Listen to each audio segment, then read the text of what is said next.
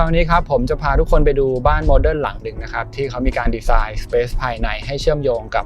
ธรรมชาติภายนอกได้อย่างลงตัวเลยนะครับแต่วันนี้เนี่ยผมอาจจะเปิดคลิปแปลกตานิดนึงนะฮะเปิดด้วยการขับรถครับนี่คือ Camry 2.5 SUV Premium Luxury นะครับซึ่งคันนี้เนี่ยเป็น Camry รุ่นท็อปครับที่มาพร้อมกับระบบไฮบริดเลยต้องบอกว่าตื่นเต้นเหมือนกันนะครับปกติแล้วเนี่ยสปอนเซอร์ที่เข้ามาในรายการก็จะเป็นโปรดักต์เกี่ยวกับบ้านมากกว่าฮะนี่ก็เป็นคลิปแรกเลยที่มีไทยอินเป็นรถนะครับ Toyota Camry คันนี้เนี่ยผมลองขับมาประมาณเกือบอาทิตย์นึงแล้วนะครับส่วนตัวรู้สึกชอบดีไซน์ภายนอกที่ดูสปอร์ตมากขึ้นนะครับมีความโฉบเฉี่ยววัยรุ่นมากขึ้นเราจะเห็นเส้นสายบริเวณกระจังหน้าไฟหน้าแล้วก็เส้นสายรอบคันที่ดูมีไดนามิกนะครับทำให้รถดูมีความเท่ดูสปอร์ตแต่ก็ยังคงความพรีเมียมลักชัวรี่ในแบบของ Camry ไว้ชัดเจนนะครับส่วนฟีลลิ่งตอนขับเนี่ยก็อยากจะให้3คำก็คือสมูทสนุกแล้วก็แรงนะครับสมูทนี่ผมรวมถึงการขับขี่ที่นุ่มสมูทมากๆช่วงล่างดีนะครับแล้วก็การออกแบบสเปซภายในรวมถึงเบาะที่นั่งไม่ว่าด้านหน้าด้านหลังเนี่ยก็นั่งสบายมากๆทำให้ในการเดินทางคุณเนี่ยมันดูสมูทราบเรียบเลยครับส่วนสนุกกับแรงก็คือรถคันนี้ขับสนุกนะครับจะขับในเมืองสบายๆด้วยโหมดอีโคก็ได้แต่ถ้าอยากจะเร่งอยากจะซิ่งเนี่ยก็มีโหมดสปอร์ตให้ตอบสนองได้ทันทีนะครับเพราะว่าเครื่องแรงซัพพอร์ตการขับเร่งแซงได้มั่นใจครับส่วนการดีไซน์อินทีเรียภายในเนี่ยก็ออกแบบมาอย่างประณีตนะครับโทนสีภายในจะเน้นสีเทาสีดำวัสดุดูพรีเมียมนะครับมีทั้งผิวด้านแล้วก็ผิวมันเงานะครับทำให้เกิดมิติที่น่าสนใจแล้วก็ยังคงเส้นสายที่โฉบเฉี่ยวต่อเนื่องมาจากภายนอกนะครับเราจะเห็นชัดเจนเลยบริเวณคอนโซลด้านหน้าส่วนฟีเจอร์ที่ใส่มาให้ก็เยอะเลยนะครับพร้อมตอบโจทย์ทุกไลฟ์สไตล์เลยทั้งเบาะปรับไฟฟ้าที่มี Memory Seat บันทึกตำแหน่งเบาะขับขี่กระจกมองข้างและพวงมาลัยแถมเบาะนั่งคู่หน้าเนี่ยจะมี Seat Ventilator นะครับเป่าลมจากใต้เบาะปีนี้เนี่ยร้อนตั้งแต่กุมภามีนาแล้วนะครับพอขึ้นมาร้อนๆเนี่ยเบาะเป่าลมนี่ก็จะช่วยเราได้เยอะเลยอีกอย่างคือ Moon Roof ครับด้านบนจะเปิดหลังคาได้ซึ่งผมเองก็ชอบลูกผมก็ชอบนะครับก็มีความโรแมนติกนิดนึงนะเวลาไปต่างจังหวัดเนี่ยเปิดรับอากาศดีๆก็ได้มองดวงดาวก็ได้นะครับส่วนด้านหลังครับ Trunk Space เนี่ยก็จะกว้างและลึกมากๆเลยนะครับเวลาไปออกกำลังกายเนี่ยสามารถจะเอากระเป๋ารองเท้าหลายๆคู่ได้เลยนะครับหรือถ้าใครใช้เป็นรถครอบครัวเนี่ยลูกเนี่ยโอ้ของเยอะแค่ไหนไม่ต้องกังวลเลยนะครับจะยัดจักรยานคันเล็กๆจะยัดรถเข็นก็ได้เลยครับอีกจุดที่ผมชอบคือที่นั่งด้านหลังเนี่ยครับจะมีการดันพนักพิงลงมาได้นะครับซึ่งตัวพนักตรงนี้เนี่ยมันจะมีปุ่มที่เราสามารถเปิดปิดวิทยุควบคุมแอร์ได้นะครับปรับเอนเบาะด้านหลังได้นะครับแล้วก็มีการเปิดปิดม่านด้วยแหละครับซึ่งตรงนี้ผมถือว่ามันมีความ VIP ที่พิเศษทีเดียวเลยครับสำหรับใครที่สนใจ Toyota Camry 2.5 HEV Premium Luxury คันนี้นะครับเดี๋ยวผมจะขึ้นคอนแทคไว้ให้ที่ description ใต้คลิปนะครับหรือถ้าอยากจะไปลองขับของจริงก็ไปได้เลยนะครับที่โชว์รูม Toyota ทั่วประเทศครับเดี๋ยวจากนี้ผมพาทุกคนไปดูบ้านกันครับ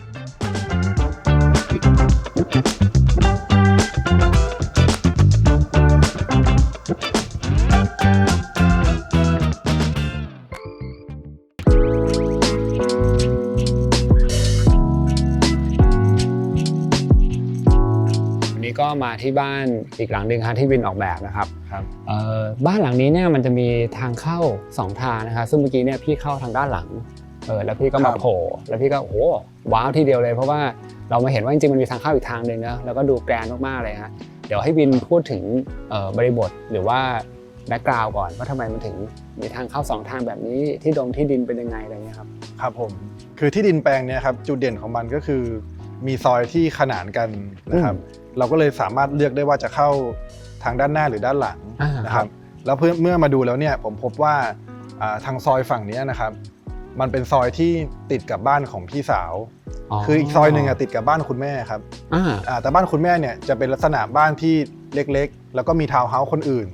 แต่ฝั่งของพี่สาวเนี่ยจะหน้ากว้างครับแล้วก็เพื่อนบ้านก็ปลูกต้นไม้ใหญ่ด้วยประกอบกับทางนี้ครับเป็นตะวันออกเฉียงเหนือนะครับก็จะดีกว่าตกเฉียงใต้ด้วยเหตุผล2ข้อนี้ผมก็เลยจะเลือกบ้านเนี่ยหันไปทางด้านนี้แน่ๆนะครับเมื่อหันบ้านไปทางด้านนี้แล้วเนี่ยเราก็ต้องมาคิดว่าที่จอดรถเนี่ยเราจะเข้ายังไงดีนะครับคือถ้าเราเข้าทางที่เราเป็นเบสวิวเนี่ยเราก็จะต้องมองเห็นรถเนี่ยมันจอดอยู่แล้วทางพี่เจ้าของนะครับก็ไม่ได้อินกับเรื่องรถว่าจะต้องโชว์รถอะไรมากผมก็เลยคิดว่ารถเนี่ยไปเข้าทางด้านหลังนะครับแล้วก็ให้มันเชื่อมต่อกับห้องคุณแม่ที่ถ้าเกิดต้องการเข้าห้องก็ช็อตคัทเข้าไปได้เลยไม่ต้องอ้อมบ้านแล้วก็เซอร์วิสก็สามารถเดินอ้อมทางหลังบ้านได้สะดวกกว่าส่วนทางหน้าบ้านเนี่ยเราจะได้ทิ้งที่มันเป็นที่ดินสวนโล่งๆเนี้ยเอาไว้ครับเอาไว้ปลูกต้นไม้เอาไว้ทำสระว่ายน้ำแล้วก็ทางนี้ก็เป็นทางเข้าสำหรับนั่งแท็กซี่มาหรือพี่สาวเดินเข้ามาเฉยๆนะครับ ครับทีนี้ถ้าให้วินพูดถึง approach นิดนึงฮะก็จะเห็นว่ามันเป็นแนวผนังสีเทายาวๆเลยนะแต่ว่าวินจะมีการทำให้มันซ้อนกันแล้วก็เวลาที่เราอยู่ในบ้านเองเนี่ยมองไม่เห็นประตูและแม้กระทั่งคนที่กำลังจะเข้ามาเนี่ยก็จะยังไม่เห็นตัวบ้านด้วยนะใช่ครับก็เป็นลูกเล่นลีลาในการออกแบบถ้าจากภายในเนี่ยเรามองไม่เห็นประตูเราก็จะรู้สึกว่ามันไม่กดดันครับเหมือนว่าจะมีใครเข้ามาตลอดเวลานะครับส่วนจากภายนอกเนี่ย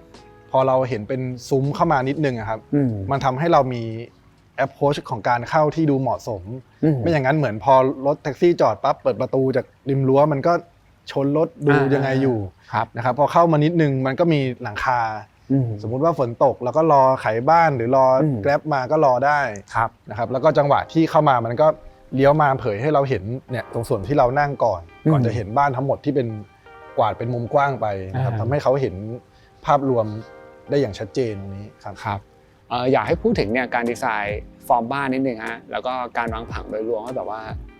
ถูกคิดมายังไงบ้างครับการวางผังก็คือที่ดินเนี่ยมันใหญ่มากนะครับต้อง260 วา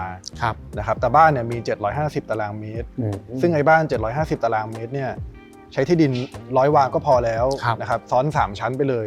หรือถ้า2ชั้นมันก็เหลือเยอะอยู่ดีผมก็คิดว่าหลังบ้านเนี่ยมัน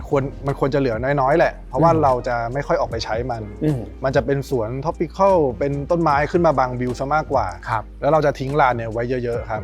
ฝั่งนี้มันก็เลยเยอะกว่านะครับแล้วเนื่องจากเราอยากให้ตัวบ้านเนี่ยมันมีความโอบรับสวนนะครับถ้าบ้านตั้งเป็น1 ก้อนแล้วมีสวนเฉยๆเลยผมว่ามันจะตัดขาดออกจากกันเราเองก็อยากจะเห็นสวนจากมุมข้างบ้างเห็นสระคู่สวนหรือเห็นสระแล้วก็ค่อยเห็นสวนแล้วก็มองเห็นบ้านกันไปกันมาด้วยครับก็จะเป็นสิ่งหนึ่งที่มักจะปรากฏในงานของผมบ่อยๆก็คือผมอยากให้เราเห็นบ้านตัวเองนะครับเพราะเรารู้สึกว่าเราอุตส่าห์ทำซะสวยเนี่ยขอให้เราได้เห็นจากมุมไหนมุมนึงมองไปมองมาบ้างครับก็เลยเกิดเป็นเลเยอร์นี้ขึ้นมาในส่วนของฟังก์ชันก็คือเราก็ต้องวางขนานไปกับที่ดินนะครับเป็นหลักแล้วไอ้สิ่งที่มันจะพุ่งมาก็ต้องเป็นสิ่งที่มันเป็นไฮไลท์ที่สุดในส่วนที่เป็นไฮไลท์ที่สุดของชั้น2เนี่ยก็ต้องเป็นห้องนอนมาสเตอร์ครับแล้วมันก็มีการยื่นออกมาตรงนี้นะครับก็คือให้ร่มเงากับสระว่ายน้ำได้ส่วนหนึ่งครับทีนี้ในเรื่องของวัสดุฮะจะเห็นว่าบ้านนี้เนี่ยก็จะมีการใช้ไม้ในหลายๆส่วนเลยนะครับใช่ครับแล้วก็มีระแนงตรงนี้นะที่เป็นระแนงอลูมิเนียมถี่ๆเลยนะครับเรื่องของวัสดุเนี่ยมีแนวคิดมายังไงบ้าง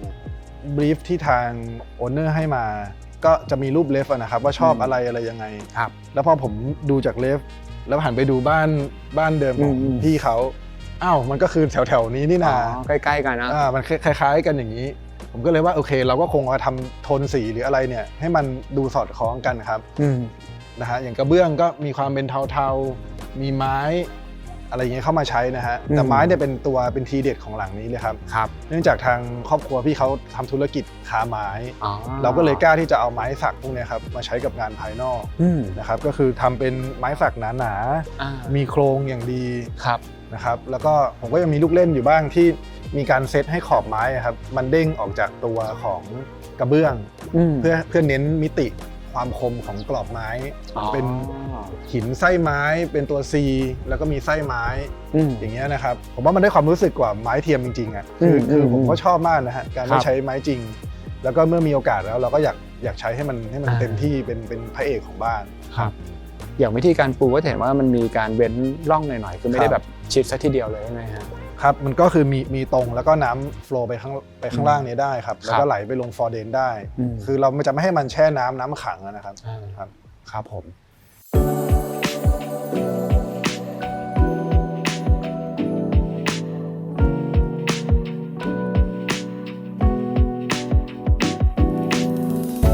ตอนนี้เราก็เดินมาอีกมุมหนึ่งของบ้านนะฮะก็ขยับมานิดนึงก็จะเป็นมุมที่ใกล้สระว่ายน้ำแล้วก็ยังเป็นมุมที่เราก็จะเห็นฟอร์มของตัวบ้านว่ามันยื่นออกมานะครับเดี๋ยวให้วินพูดถึงฟังก์ชันบริเวณนี้หน่อยครับว่าคิดมาเป็นห้องอะไรบ้างครับครับฟังก์ชัน2อันนี้นะครับจะเป็นห้องทำงานครับซึ่งก็เป็นวิวที่ดีมากเพราะกระจกเข้ามุมเลยครับแล้วก็จะมีห้องฟิตเนสครับ2ห้องนี้ผมมองว่ามันอาจจะไม่ต้องเดินจากในบ้านก็ได้ครับเมื่อเราตั้งใจจะมาใช้ครับเราก็เดินออกมารับอากาศภายนอกสวยๆแล้วก็ค่อยกลับเข้าไปนะครับมันจะดีกว่าการที่เราท ทำทุกอย่างให้เป็นอินทีเรียหมดแล้วเราต้องเปลือง circulation บ้านก็จะบวม proportion ก็เสียอย่างเงี้ยครับครับแต่ก็จะเห็นว่ามีการให้พื้นที่ในส่วนของชานเนี่ยค่อนข้างกว้างเลยนะไอตัวชานตัวชายคายังไงก็ต้องกันแดดกันฝนได้ครับแล้วก็สระนี้จริงๆถ้าเราใช้ว่ายเฉยๆครับมันอาจจะกว้างแค่3 เมตรครึ่งอันนี้ผมกว้างต้อง6 เมตรนะครับเพราะเราต้องการให้มันขนานรับกับตรงนี้นะครับคือถ้ามันกุดไปเนี่ยมันจะดูสั้นๆแปลกๆแล้วก็ต้องใหญ่สำหรับจะปลูกต้นไม้ลงไปได้ด้วยครับอย่างนี้ก็เลือกเป็นเสม็ดแดงใช่ไหมครับใช่ครับแล้วอย่างต้นใหญ่ๆ2 ต้นนี่เป็นต้นอะไรครับก็จะมีหานกยุงแล้วก็ต้นพยอมครับแต่ว่าอันนี้คือพี่แลนด์สเคปเขาเป็นคนเลือกต้นไม้นะครับผมมาวางตำแหน่งว่าโอเคอยู่ประมาณนี้ให้บาลานซ์กันอย่างต้นนั้นเนี่ยมันก็จะรับกับตอนที่เราเข้าบ้านมาแล้วก็นำสายตาไปสู่มันครับครับโอเคฮะแล้วก็เรามองไปด้านหลังเนี่ยเราก็จะเริ่มเห็นส่วนของอินทีเรียภายในแล้วเราก็จะเห็นว่าอีกฝั่งหนึ่งเองก็มีสวนด้วยนะครับคือตั้งใจให้มีสวนขนาบ2 ฝั่งเลยครับ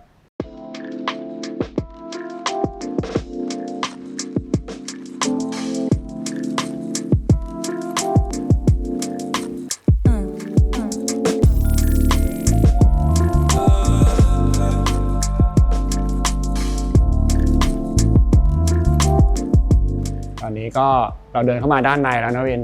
แล้วก็เมื่อกี้เราช่วยกันเปิดประตูบานเลื่อนออกนะครับจะเห็นว่ามันเชื่อมโยงพื้นที่ภายในกับภายนอกนะแล้วก็ตรงนี้เห็นเป็นเฟรมสวยงามมากให้วินเล่าถึงมุมมองที่คนอยู่ในบ้านนี้มองไปแล้วเห็นหน่อยครับในส่วน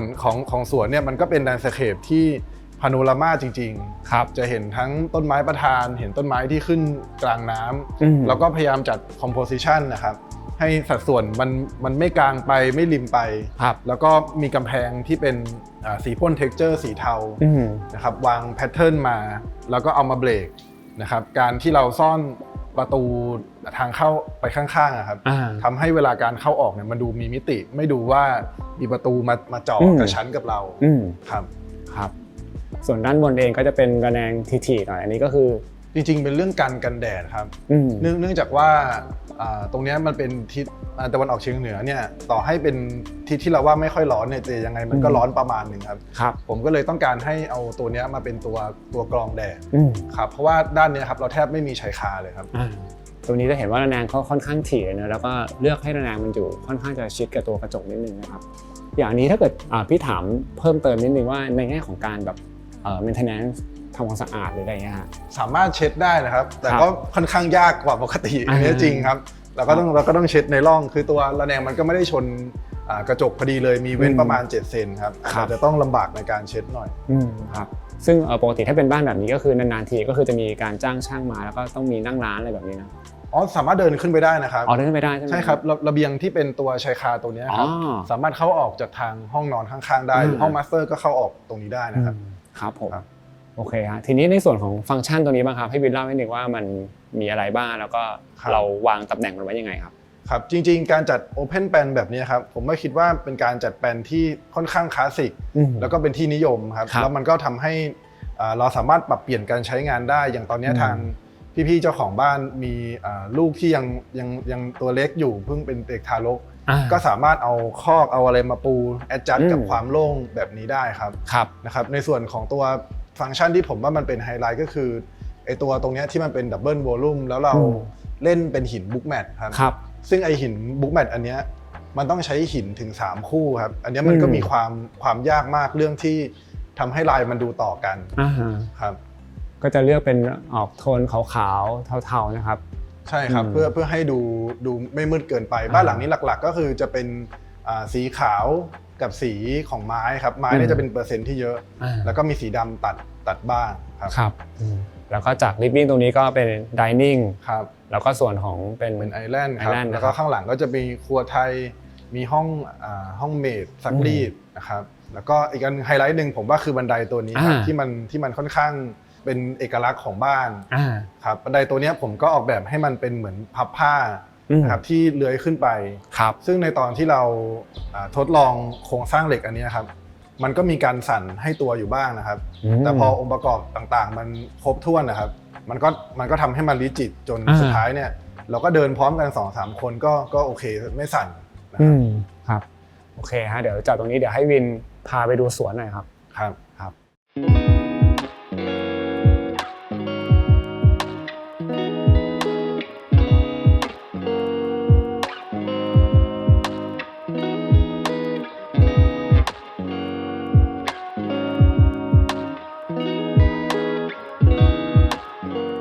เปิดมาฝั่งนี้แล้วบรรยากาศดีเลยครับวินครับใช่ครับร่มรื่นมากครับอันนี้ให้วินเล่าถึงผลงานของ Landscape นิดนึงครับอันนี้เป็นของครับอันนี้ชื่อพี่มอครับจากบริษัทร่มรื่น Landscape ครับตอนที่ดีไซน์พื้นที่ตรงนี้คือวินตั้งใจให้มันเป็นสวนหรือว่าจริงๆมันมีออปชันอื่นไหมว่าตรงนี้มันอยากจะเป็นห้องอื่นๆหรือเป็นฟังก์ชันที่สามารถใช้งานในแบบอื่นอะไรเงี้ยจริงๆมันคือตั้งใจไว้เป็นสวนเลยครับเพื่อให้วิวพาโนรามาฝั่งนี้ก็มองมาเห็นสวนเหมือนกันนะครับแล้วมันไปสอดคล้องกับที่ดินนะครับที่เป็นรูปร่างแปลกๆคือพอมันวิ่งตรงมาจนถึงลานไอ้โรงจอดรถใช่ไหมครับมันตรงมาแล้วอยู่ๆมันหักครับหักออกมาเป็นเหมือนคางหมูแหลมๆนี่คือตามแนวรั้วอย่างนี้เลยใช่ไหมตรงนี้เราจะเห็นว่ามันเอียงเลยครับแล้วตอนแรกผมก็คิดอยู่ว่าทำยังไงดีให้เราไม่เห็นไอ้ความเอียงเนี่ยเพราะมันแปลกนะครับกับอีกปัญหาหนึ่งก็คือบ้านฝั่งตรงข้ามที่เป็นเหมือนทาวน์เฮาส์นะครับเขาก็จะมองลงมาได้จริงๆมันถือว่าใกล้กันพอสมควรนะใกล้มากครับถนนซอยมันค่อนข้างเล็กแล้วก็ตอนที่เราเดินอยู่ตรงสะพานเพื่อจะเข้าห้องนอนมาสเตอร์ทางนี้นะครับเราก็อยากจะรู้สึกว่าเดินแล้วมันเห็นอะไรโผล่ขึ้นไปหน่อยนะครับเนี่ยจากโจทย์3ข้อนี้นะครับทางพี่หมอก็มาเนรมิตสวนแบบนี้ซึ่งเป็นสวนที่ดูธรรมชาติบ้างครับซึ่งผมค่อนข้างคิดว่ามันดีแล้วที่มันเป็นแบบนี้ครับเนื่องจากบ้านมันมีความเป็นโมเดิร์นแล้วตรงนี้มันก็ควรจะฟรีฟอร์มบ้างครับจริงๆอันนี้มันเรียกว่าเป็นสวนแบบ tropical ที่แบบว่าค่อนข้างจะแบบรกเลยนะแล้วก็มีแบบไม้หลากหลายพันธุ์หลากหลายแบบคือตั้งแต่ระดับล่างคลุมดินไปจนถึงแบบสูงหน่อยเลยฮะแล้วก็อย่างตอนที่พี่มาพี่เห็นว่าแบบพอเขาเลือกเป็นใบแบบส่วนมากจะเป็นใบถี่ๆเล็กๆอ่ะแสงก็จะค่อยๆลอดมานะเป็นอีกอารมณ์นึงผมชอบที่ใบมันเป็นเล็กๆแล้วต้นมันไม่ต้องใหญ่มากครับคือถ้าเป็นสถาปนิกอย่างผมเนี่ยเราจะคิดถึงต้นแบบใหญ่ๆแล้วตั้งงานมีความโชว์อลังการแต่พอการจัดเอาพวกนี้หลายๆแบบที่มีใบใหญ่ใบเล็กมารวมๆกันผมว่ามันดูสวยแล้วก็ดูสเกลมันทำให้ตรงนี้มันดูกว้างขึ้นด้วยครับอันนี้ถ้าต้นหลักๆก็จะเป็นพวกแบบเสม็ดแดงอะไรอย่างนี้นะครับเสม็ดแดงเสม็ดขาวเป็นเสม็ดครับแล้วก็การที่มีอย่างแบบบ่อปลานะครับไหลมามีสะพานข้ามไปด้วยแล้วก็อย่างสวนที่ทุกคนเห็นอยู่ตอนนี้มันเป็นเพียงแค่มุมด้านหน้านะที่มีมุมนั่งเล่นมีน้ำตกด้านหลังแต่จริงๆมันลึกเข้าไปตรงนี้อีกด้วยเนาะใช่ครับมันลึกเข้าไปด้านข้างพื้นนะครับพี่มอเขาทำมีทั้งเป็นเหมือนเป็นหินใหญ่ๆใช่ไหมฮะแล้วก็เป็นหินเล็กๆให้มอสขึ้นแล้วก็ปล่อยหมอกออกมาซึ่งผมเองพอเป็นคนเมืองเนี่ยฮะเราก็ไม่คุ้นว่าในกรุงเทพเนี่ยมันสามารถจะเลี้ยงไอ้มอสเฟิร์นแบบนี้ให้อยู่ได้ด้วยเหรอนะครับซึ่งอันนี้มันก็อยู่มาเป็นปีแล้วครับก็ถือว่าน่าทึ่งจริงครับโอเคเลยครับคืออันนี้เนี่ยต้องบอกว่าแต่แรกเนี่ยถูกคิดมาเพื่อเหมือนจะเป็นบัฟเฟอร์เพื่อป้องกันเพื่อนบ้านอย่างนี้ด้วยนะแล้วก็กันสิ่งรบกวนต่างๆหรือแบบมุมมองอะไรแบบนี้นะแต่สุดท้ายมันก็กลายเป็นแบบการเพิ่มพื้นที่สีเขียวเพิ่มสุนทรียะให้กับคนที่อยู่ในบ้านได้โอเคครับงั้นเดี๋ยวจากตรงนี้เดี๋ยวเราขึ้นไปชั้น2ครับ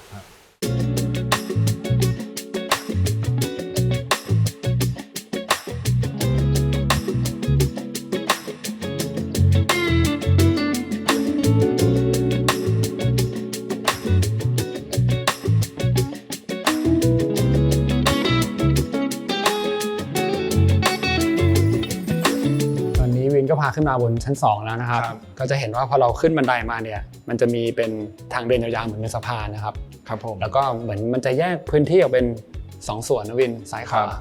ถ้าให้วินบอกได้ไหมว่ามีฟังก์ชันอะไรบ้างในชั้นนี้ฝั่งนี้ก็จะเป็นห้องนอนลูกเบบีเล็กๆ2ห้องครับแล้วก็ตรงนี้ก็จะเป็นมีโถงทางเข้าที่นั่งเล่นได้นะครับแล้วก็เป็นห้องนอนมาสเตอร์ที่เรียงส่วนนอน walk in แล้วก็ห้องน้ำเรียงกันเข้ามาครับทีนี้ตรงนี้เนี่ยเดี๋ยวอยากจะขอย้อนไปพูดถึงตัวบันไดนิดนึงนะเมื่อกี้เรามีพูดแล้วแหละแต่ว่าอาจจะยังไม่ได้ลงดีเทลในแง่ของพวกโครงสร้างอะไรแบบนี้คือพี่เห็นว่าบันไดมันเหมือนแบบเป็นพับผ้าลอยๆเลยนะไม่ได้มีไปยึดอะไรกับผนังเลยให้วินเล่าให้หน่อยว่าโครงสร้างข้างในมันเป็นยังไงครับโครงสร้างข้างในมันเป็นเหล็กกล่องครับขนาด4x4 นิ้วครับก็คือใหญ่มาก10x10 เซนแล้วผมก็ใช้เหล็กที่มันหนาที่สุดในตารางเหล็กนะครับแล้วก็ใช้จำนวนที่มากอันนี้ทางวิศวกรเขาออกแบบมานะครับว่าประมาณ4หรือ6ท่อนนะครับแล้วมันก็เรียงพับขึ้นไปเรื่อยๆนะครับแล้วในตอนที่เราทำมันเสร็จแล้วเนี่ยครับเราก็จะมีบอร์ดเป็นตัวหุ้มมันก่อนจะปูไม้ในตอนนั้นที่เราลองเดินนะครับมันมีความให้ตัวอยู่บ้างซึ่งเนื่องจากผมก็ เหมือนว่าไม่ได้มีความรู้ชัดเจนในการคำนวณเราก็เลยแบบวิศวกรนี่มันจะยังตัดไหม วิศวกรก็บอกว่าเฮ้ยพี่อย่าพึ่งให้มันเสร็จก่อนนะฮะแล้วพอเราใส่ไอตัวราวกันตกมันก็จะเป็นซองเหล็กครับเป็นซองซึ่งไอซองเหล็กเนี่ยมันก็จะเพิ่มความเดฟแล้วก็เพิ่มความแข็งของข้างๆให้นะฮะแล้วเอาไม้ประกบเข้าไปปรากฏว่าทีนี้มันนิ่งครับเพราะเมื่อสักครู่เราเดินขนานกันมา2 คนพร้อมกันน่ะยังรู้สึกว่ามันให้ตัวนิดเดียวน้อยมากครับผมว่าชอบมากเลยไอ้เรื่องวิศวกรรมที่น่าทึ่งครับบางทีมันก็ดูแบบดูน่าทึ่งดูแบบเซอร์ไพรส์นะแบบโหมันแบบมันรองรับมันอะไรแบบนั้นใช่ครับคือส่วนหนึ่งบ้านที่เป็นสไตล์รีสอร์ทนะครับเหมือนว่าคนก็จะเรียกงานสไตล์ผมว่าเป็นบ้านสไตล์รีสอร์ทเราต้องการเห็นวิวที่เยอะที่สุดเราเลี่ยงไม่ได้ครับที่ต้องมีกระจกแล้วก็กระจก2ด้านมีโอเพนแปลนที่เรียงเฟอร์นิเจอร์ในลักษณะคล้ายๆโชว์รูมว่าอย่างนั้นก็ได้ครับว่าเป็นลักษณะนี้เพื่อให้เกิดความเฟกซิเบิลและความโฟล์นะครับทีนี้พอมันเป็นอย่างนั้นแล้วเนี่ยเราจะหาอะไรมาจัดแสดงเป็นสเกลเจอร์หรือเป็นฟีเจอร์ล่ะมันก็ไม่ค่อยมีช้อยครับเราไม่สามารถเอาตู้มาตั้งตู้มมาแบบิกเรียงเพราะมันไม่มีผนังแล้วผนังเราไม่เหลือนะฮะแล้วผมว่าบันไดเป็นสิ่งที่มันมีอยู่แล้วไหนๆจะเอามันไปแอบก็เอามันมาโชว์ไปเลยในบริบทนี้การที่มันมีไอเนี้ยพาดผ่านผมว่ามันช่วยเพิ่มเสน่ห์ให้กับสวนดูน่าสนใจมากขึ้นครับจริงๆตรงนี้ก็ตอบคำถามสำหรับบางคนเองอาจจะคิดว่าโดยปกติแล้วเวลาเราดีไซน์บ้านบันไดมันควรจะไปแอบไว้ไหมเพื่ออาจจะเป็นการประหยัดพื้นที่นะหรือถ้าสมมติว่ามันโชว์อยู่กลางบ้านเนี่ยมันจะทำยังไงเพื่อให้มันโดดเด่นหรือว่ากลมกลืนไปกับดีไซน์หลักของบ้านอะไรเงี้ยอันนี้ก็เป็นตัวอย่างหนึ่งที่สามารถดีไซน์ออกมาแล้วก็ลงตัวแล้วก็ถ้ามองในเชิงแบบเหมือนรูปด้านแบบนี้ก็เป็นเส้นสายที่สวยงามด้วยนะครับใช่ครับมันเป็นการเชื่อมพื้นชั้น1กับพื้นชั้น2ด้วยครับด้วยวัสดุเดียวกันครับเพราะว่าบันไดนี้มันก็เป็นไม้สักที่หุ้มทั้งชิ้นเลยครับแล้วก็เลื้อยนะครับพอขึ้นมามันก็ต่อเนื่องกับฝ้าอย่างหนึ่งที่อยากถามวินคือพอพี่ขึ้นมาเนี่ยรู้สึกได้ว่าสเปซที่อยู่เหนือหัวเรามันค่อนข้างจะเตี้ยนิดนึงนะอย่างถ้าเกิดว่าถามเผื่อว่าในเชิงของการดีไซน์สเปซบนนี้กับสเปซเมื่อมองภาพรวมดับเบิลวอลลุ่มแล้วเนี่ยจริงๆถ้าเกิดคนอยากทำมันมีแนวคิดยังไงว่าแบบดับเบิลวอลลุ่มมันควรจะอยู่ที่เท่าไหร่หรือมันส่งผลต่อพอร์ชั่นของบ้านยังไงไหมแนวคิดของวินเองเป็นยังไงครับถ้าโดยทั่วๆไปมันก็จะเป็นว่า4 to 4ของชั้นต่อชั้นเป็นเท่าไหร่มันก็จะเป็นใช้เลขนั้นไปเรื่อยๆครับแต่ทีนี้อย่างหลังนี้มันมีบริบทอยู่ประมาณ2เรื่องที่ค่อนข้างพิเศษก็คือถ้าเราดูฟอร์มจากภายนอกครับเราจะเห็นว่าดีไซน์ของตัวกล่องที่เหมือนเป็นตัว C ที่ยื่นออกไปเป็นห้องนอนนะครับมันมีการเอาหลังคาเนี่ยวิ่งเทิร์นไปบนกล่องที่อยู่ข้างล่างครับนะครับมันไม่ได้จบแบบขบชนกันแต่มันเป็นการพาดเทิร์นพอมันพาดเทิร์นปั๊บเนี่ยมันก็ทำให้หลังคาของคนที่อยู่ข้างล่างครับมันจะมีสเปซที่แบนลงมามากกว่าส่วนที่2ก็คือข้างบนเนี้ยพี่เจ้าของอยากได้แอร์ดักพอมีแอร์ดักก็ตามมาด้วยเครื่องและท่อลมครับไอ้ที่โดนไปแล้วเนี่ย30 เซนเนี่ยก็โดนอีกของงานระบบต่างๆงานเราเดินท่ออีกมันก็จะเตี้ยเลยเป็นโดยธรรมชาติแต่เมื่อเราเช็คแล้วเนี่ยครับมันได้ประมาณ2.5 เมตร2.6 เมตรซึ่งก็เพียงพอแล้วกับฟังก์ชันที่ไม่ได้ทำอะไรมากครับแค่เดินไปเดินมาครับแต่สมมติถ้าเกิดใครอยากจะดึงสูงเข้าไปอีกก็ได้แต่มันก็อาจจะเป็นปริมาตรที่เพิ่มขึ้นก็มีผลใช่แต่ถ้าอย่างหลังเนี้ยผมเอาอันนี้ขึ้นห้องนอนก็ต้องขึ้นตามไปด้วยมันก็ไปกันใหญ่ตามนี้ไปเรื่อยๆครับมันจะทำให้ proportion ของห้องนอนเสียด้วยซ้ำครับจะดูโย่งๆรูปด้านก็จะดูแปลกจริงๆอันนี้เนี่ยถ้าเกิดหลายคนที่อาจจะไม่ได้เรียนมาเรื่องดีไซน์เนี่ยก็อาจจะต้องทำความเข้าใจในเรื่องของ proportion หรือสัดส่วนเวลาที่เรามองรูปด้านหรือมองภาพรวมนิดนึงใช่ไหมฮะใช่ครับผมว่ามันต้องเทรดกันกลับไปกลับมาพอเราคิดแปลนก็ไปคิดรูปด้านพอรูปด้านก็กลับไปดูแปลนพอดูแปลนกลับมาภายนอกวนมาภายในภายในวนไปภายนอกใหม่เนี่ยครับเพื่อเราหาจุดที่ทุกอย่างมันบาลานซ์สุดครับต้องเทรดเอาอย่างตัวนี้มันเตี้ยแล้วไม่มีใครเสียประโยชน์อะไรแถมอาจจะประหยัดแอร์ด้วยซ้ำใช่ไหมฮะแต่ได้ proportion ที่ดีกว่าก็คุ้มกว่าครับโอเคฮะเดี๋ยวจากตรงนี้ให้วินพาเข้าไปในห้องนอนครับครับผม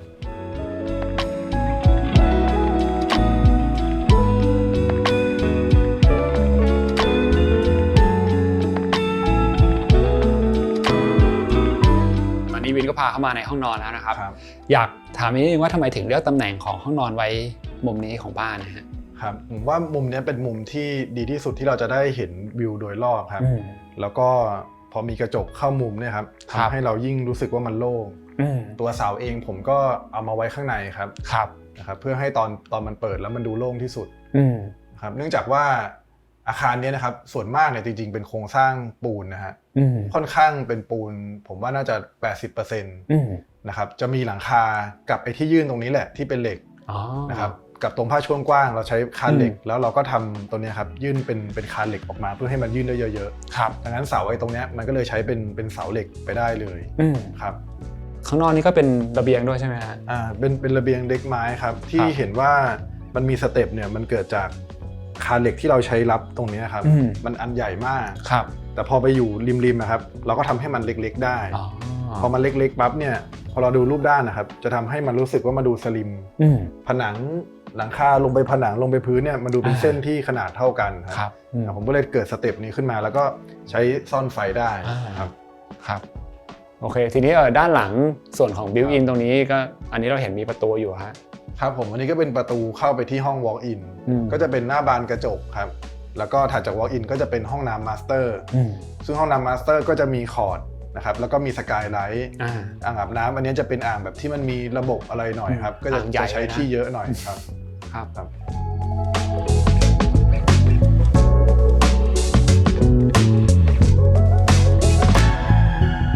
มีอย่างหนึ่งที่แบบอันนี้เราคุยกันหลังไมค์แล้วก็พี่ก็อยากถามวินว่า